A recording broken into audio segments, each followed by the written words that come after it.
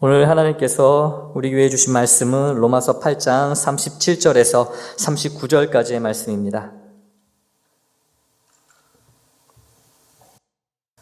교독하시겠습니다. 그러나 이 모든 일에 우리를 사랑하시는 이로 말미암아 우리가 넉넉히 이기느니라.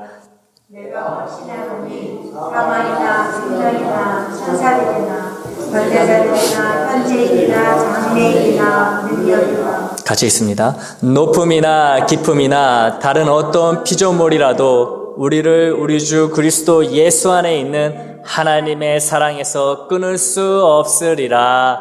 아멘. 한 주간도 평안하셨습니까? 할렐루야. 오늘 우리 인사말은 여호와 삼마입니다. 여호와 삼마. 여호와 삼마의 뜻은 하나님이 거기에 계신다라는 뜻입니다. 저는 그 거기가 우리 애너하임 한인 장로교회라고 믿습니다. 여기에 우리와 함께 계신 하나님께 감사하면서 우리 사랑하는 지체들과 여호와 삼마로 인사하겠습니다. 여호와 삼마.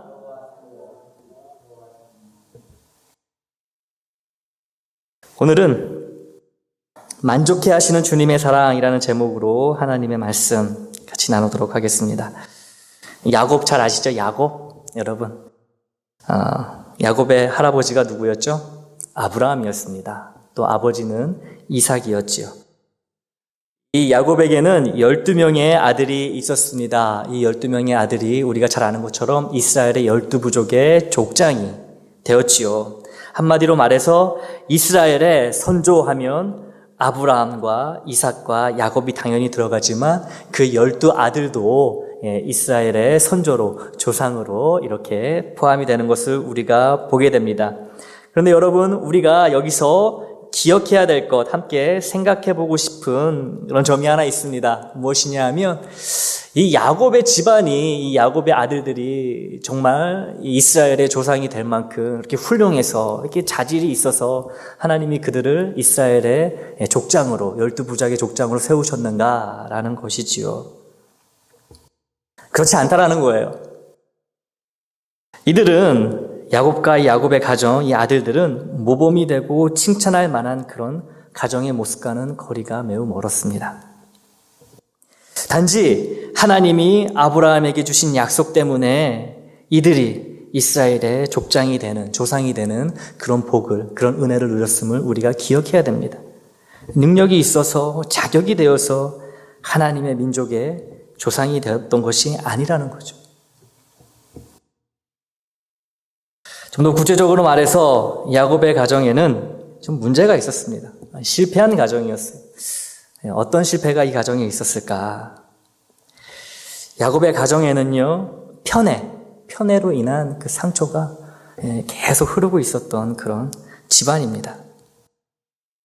결국 이 편애로 인하여서 에서가 아닌 야곱이 아버지 이삭의 축복을 받게 됩니다. 누구 때문에 그랬죠? 어머니 리브가, 이삭의 아내 리브가가 장남인 에서보다 차남인 야곱을 편애를 했어요. 그래서 장남이 받아야 될 장자권의 축복을 야곱을 다독여서 야곱에게 꾀를 부리게 해서 결국 형 에서가 아닌 야곱이 장자의 축복을 받도록 만들었습니다. 이 어머니 리브가의 편애가 이런 상황을 만들었어요. 야곱을 편애했던 이 리브가 때문에 이삭의 가정은 큰 상처와 아픔을 겪게 됩니다. 여러분, 이삭이 깜짝 놀라는 거 아시죠? 에서가 들어옵니다. 이미 야곱에게 이삭이 야곱이 에서인 줄 알고 장자의 축복을 다 했어요. 그런데 갑자기 에서가 아버지 저 왔어요. 축복해 주세요라고 들어온다는 얘기죠. 그때 이 이삭이 얼마나 놀랐는지 여러분이 성경을 보셔서 알 것입니다. 이 리브가의 편애 때문에 남편인 이삭과 이 아내 리브가 사이에 금이 갔을 거예요, 분명히. 얼마나 이삭이 이 아내가 원망스러웠겠습니까? 특히 에서는요, 이 당사자인 에서는요, 비록 수십 년이 지나서 야곱을 용서하지만 자기가 팥죽 한 그릇에 장자권을 빼앗긴 것을 알았을 때, 이미 아버지의 장자의 축복이 야곱에게 간 것을 알았을 때 얼마나 분했겠습니까? 이 어머니가 얼마나 야속했겠어요. 동생 야곱을 죽이고 싶을 정도로 그 마음이 증오로 가득 차 있었음을 우리가 추론해 볼 수 있습니다. 왜냐하면 리브가가 야곱을 떠날 준비를 시켜가지고 빨리 형을 피해서, 왜냐하면 잡히면 죽을 수도 있으니까 형을 피해서 도망을 가라고 자기의 오빠 라반의 집으로 급히 피신을 시키는 것을 우리가 보게 됩니다.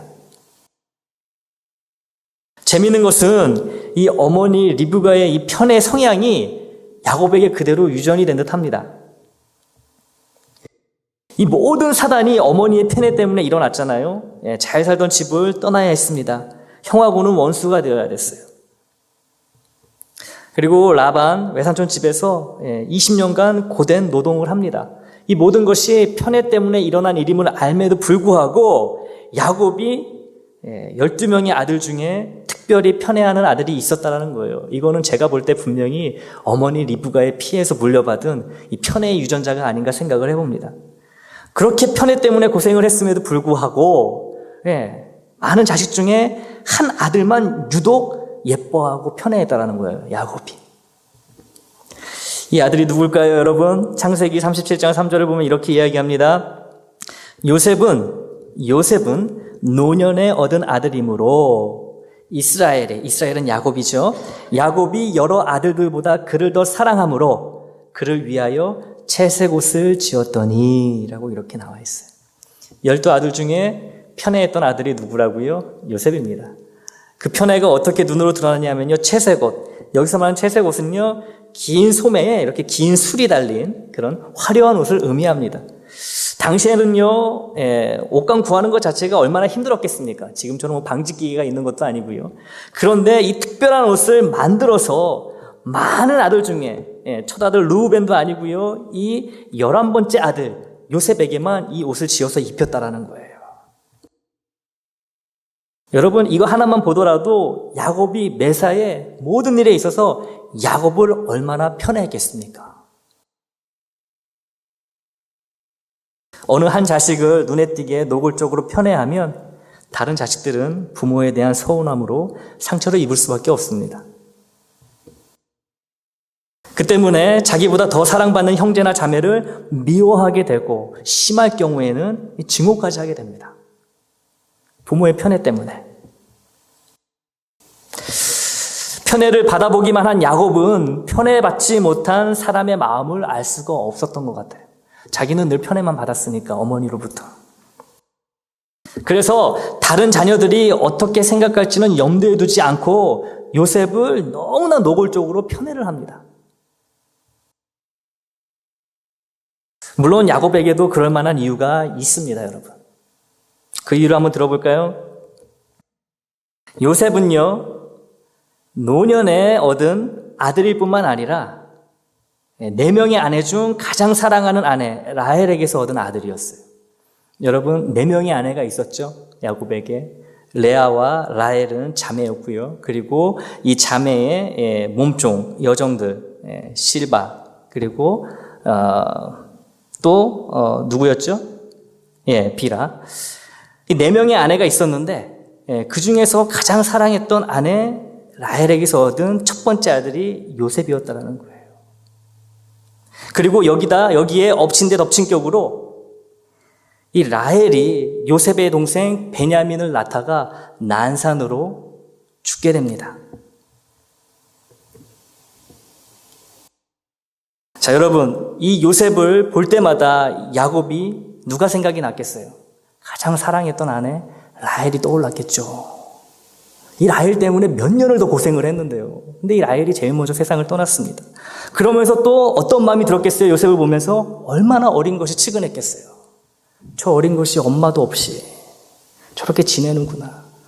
그러니까 라헬에 대한 사랑과 그리고 요셉에 대한 측은한 마음이 합쳐져가지고 그것이 채색 옷을 지어 입히는 그런 편애로 드러나게 됐던 거예요.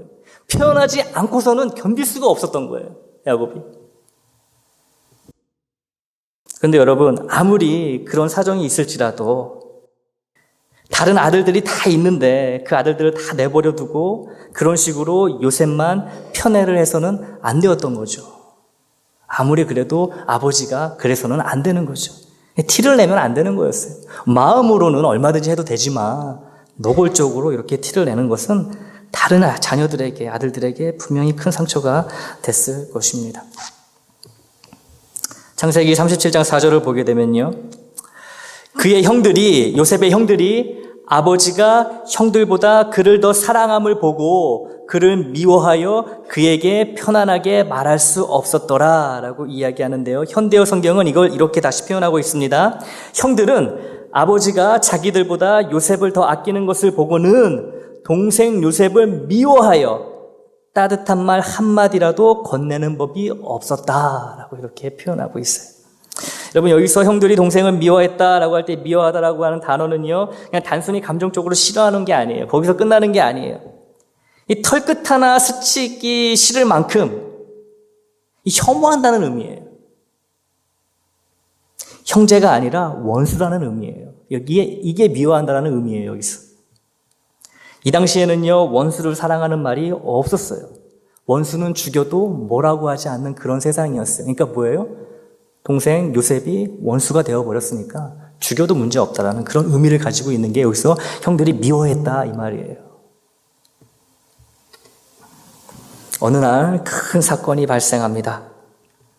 요셉이 두 번의 꿈을 꾸고 그 꿈을 형들과 아버지 앞에서 이야기합니다. 이 꿈은 누가 듣더라도 형들과 아버지와 부모들이 다 요셉 앞에서 절을 하게 된다는, 머리를 숙이게 된다는 그런 내용이었어요.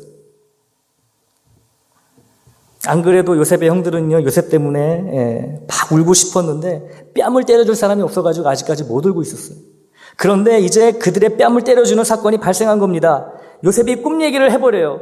그랬더니 안 그래도 마음에 죽이고 싶은 마음이 있었는데 이 꿈을 기회 삼아가지고 이제 형들이 결심을 하게 됩니다. 옳거니 내가 너 때문에 울고 싶었는데 울 기회가 없었다. 근데 이제 기회가 왔다.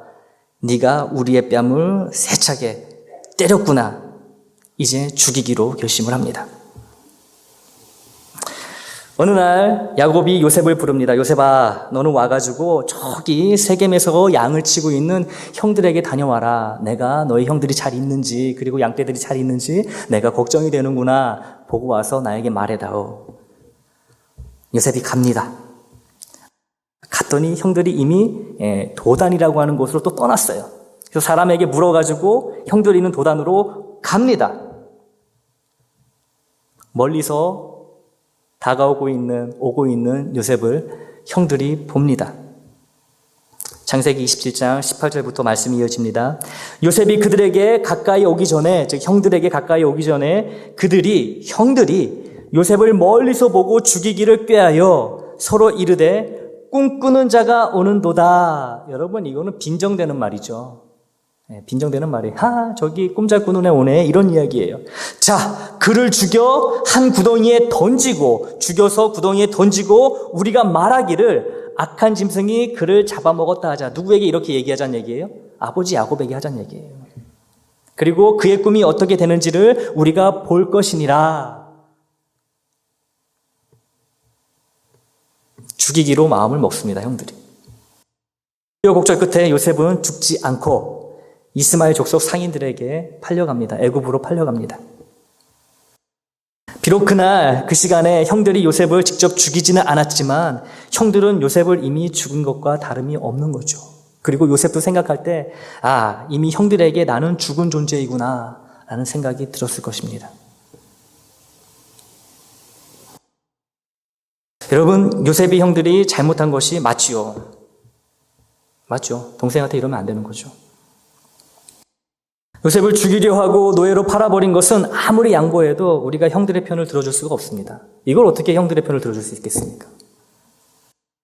하지만 참 못된 형들이네, 이렇게 하면서 넘어가기 전에 우리가 이 형들의 좀 속사정을 좀 봐야 될 것 같아요. 과연 형들의 마음속에는 어떤 생각이 있어가지고 동생을 죽이려 하고 또 팔아버렸을까, 노예로. 아버지가 자기들보다 어린 동생인 요셉을 편애 좀 한다고, 그리고 요셉이 그런 꿈 좀 꾸었다고 동생을 원수로 여기고 서슴없이 요셉을 죽이고자 하는 이 형들의 모습을 한 번 더 생각해 보시기를 원합니다. 이런 이유들로 동생을 무자비하게 죽이려 한다는 게 쉽게 이해가 되지 않습니다. 혈육인 동생을 죽이려는 이유치고는 아버지의 편애와 두 번의 꿈이 매우 약해 보여요. 이 타당한 이유로 들려지지가 않습니다. 여러분 그렇지 않습니까? 요셉의 형들에게 뭔가 다른 이유가 있는 것이 분명합니다. 이 드러난 사건 말고 요셉이 채색 옷을 입고 아버지가 그렇게 요셉을 편애했던 거 말고도 분명히 드러나지 않는 그런 사건이 이 형제들에게는 있었을 거예요. 그 사건이 무엇인지 한번 같이 보기를 원합니다. 그 이유는 이 아버지 야곱 때문이에요. 결과적으로. 무슨 말이냐면 이 요셉을 향한 야곱의 편애가, 아버지 편애가 이미 오래전부터 이 형제들의 마음에 상처가 되었다라는 거죠. 단순히 채색옷 때문에, 그리고 그 꿈을 꾸었다고 해가지고 형들이 갑작스럽게 동생을 원수로 보고 죽이려고 마음을 먹고 그렇게 결단을 시행했다는 것이 아니에요. 그럼 무슨 편애가 오래전부터 있었을까? 무슨 사건이 있었을까? 야곱이 외삼촌 라반의 집에서 20년의 세월을 보낸 후에 다시 고향으로 돌아오는 그 장면으로 우리가 돌아가 보기를 원합니다. 많은 가축대와 많은 가족들을 이끌고 고향으로 돌아옵니다. 고향에는 부모님이 아직 살아계시고요. 형 에서도 그 근방에서 살고 있습니다. 여러분, 에서가 이렇게 고향을 향해서 올 때 부모님을 보고 싶은 마음도 컸겠지만 누가 가장 마음에 걸렸을까요? 누구였을까요? 에서죠, 에서. 형이 나 때문에 얼마나 속상했을지 잊지 못한다라는 거예요. 그런데 다시 고향으로 돌아오게 된 마당에 형을 만나야 되는데 형이 나에게 어떻게 할지 모르는 짐작이 안 가는 거예요. 자기가 죽을 수도 있겠다라는 생각을 합니다, 야곱이. 형의 손에. 아니나 다를까 고향에 다다르게 됩니다. 저 앞에 형 에서가 자기를 향해서 나옵니다. 그런데 이 에서가 혼자 있었던 것도 아니고요. 400명이나 되는 장정들과 함께 자기에게 나오고 있습니다. 여러분이 야곱이라고 한번 생각을 해보세요. 형이 무서운데, 오금이 떨릴 정도로 지금 형을 만나는 게 두려운데, 형이 혼자도 아니고, 혼자 와도 두려울 텐데 400명이나 되는 장정을 데리고 나를 향해서 지금 나오고 있다는 얘기예요. 얼마나 무서웠겠습니까? 얼마나 두려웠겠어요? 죽을 수도 있겠다는 생각이 당연히 들었겠지요.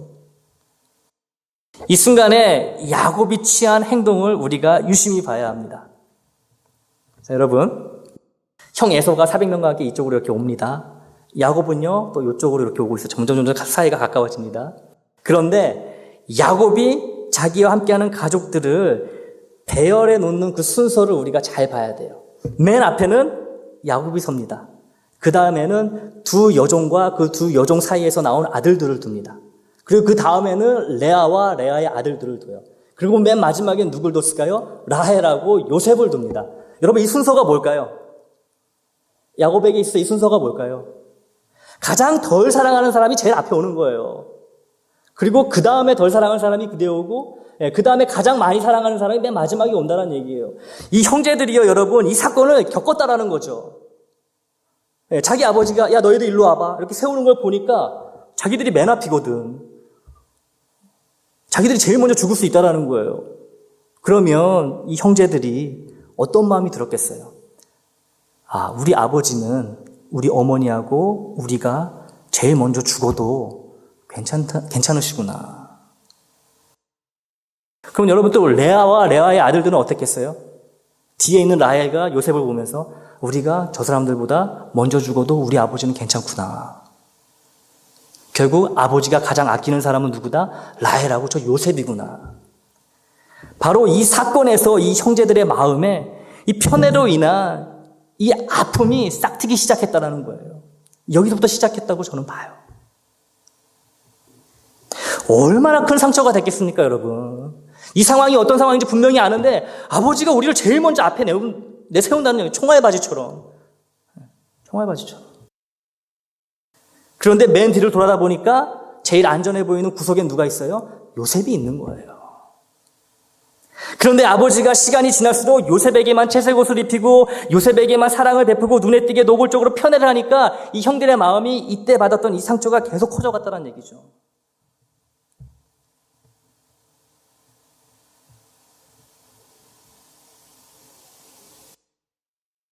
요셉의 형들은 그냥 요셉이 미웠던 게 아니에요.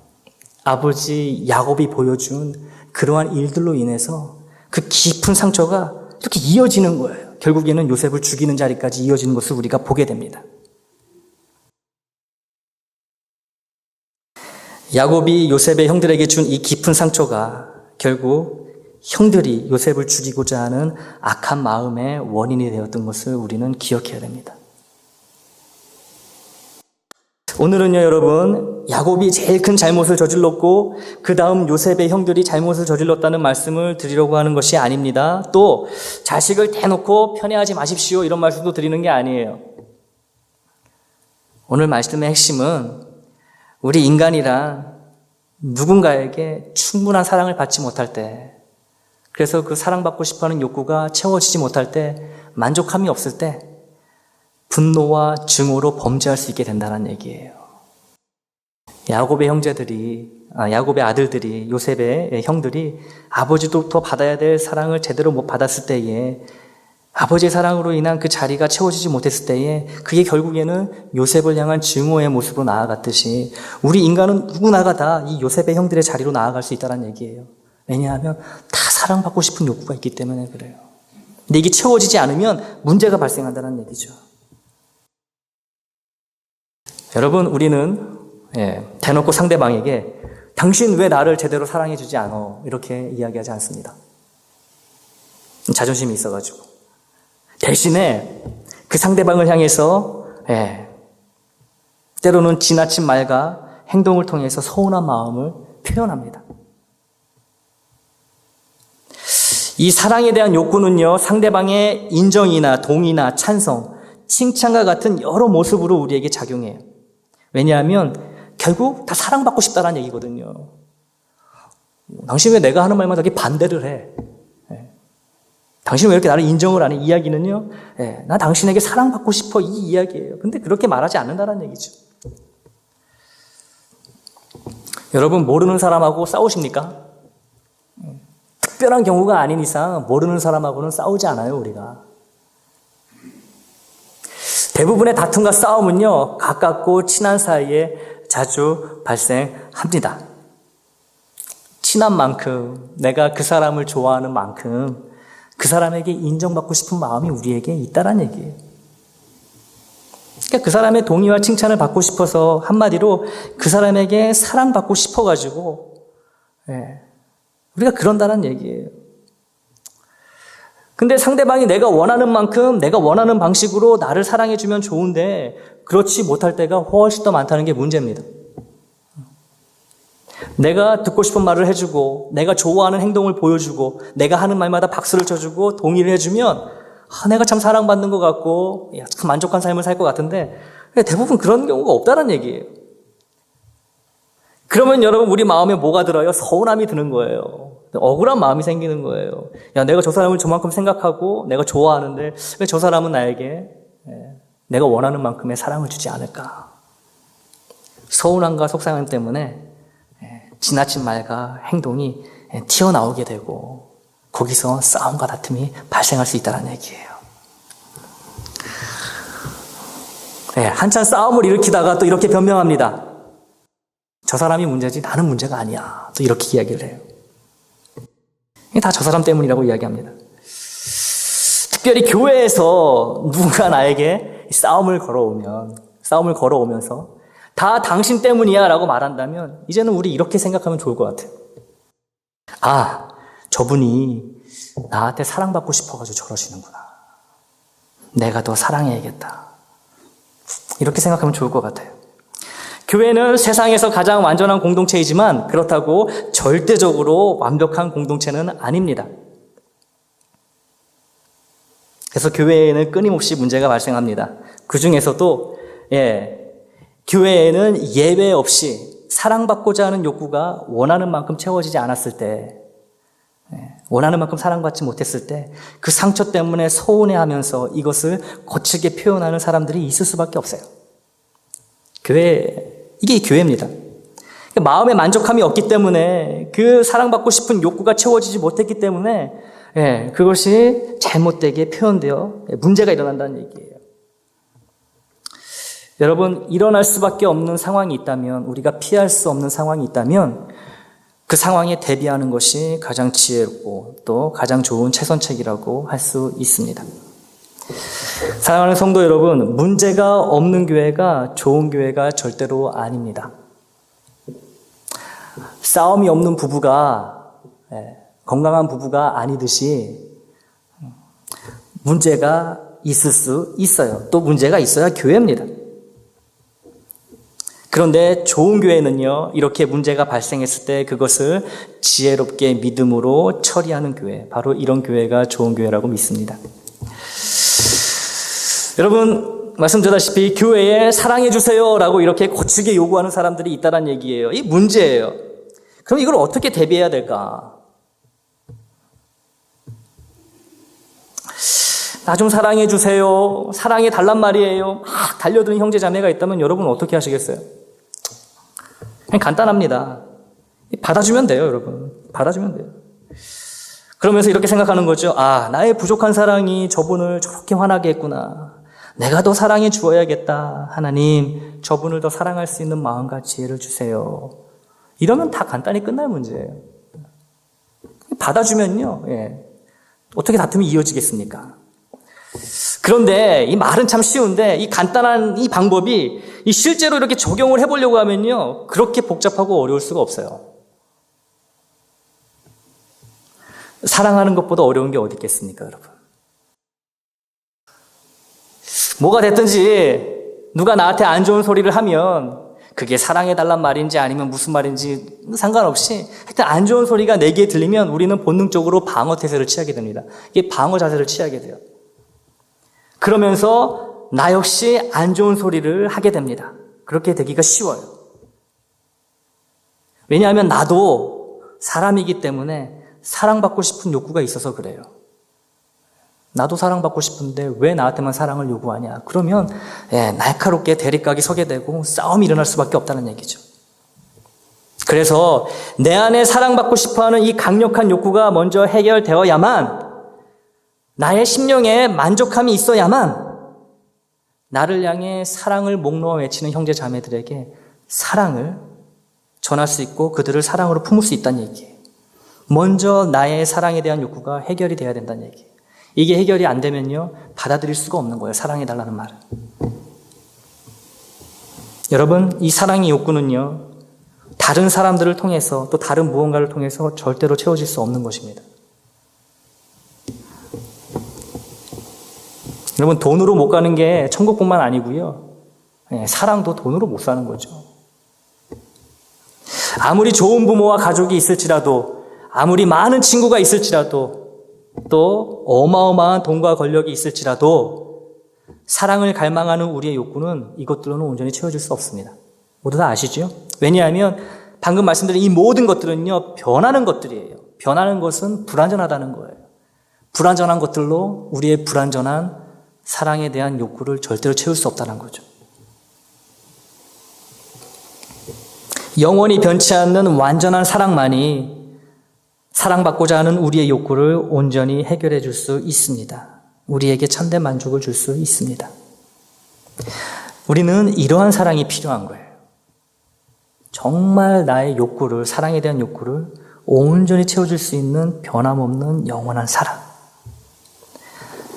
이 사랑을 누리고 의지할 때에 바로 이 사랑의 힘으로 우리가 상대방을 사랑할 수 있게 된다는 거예요.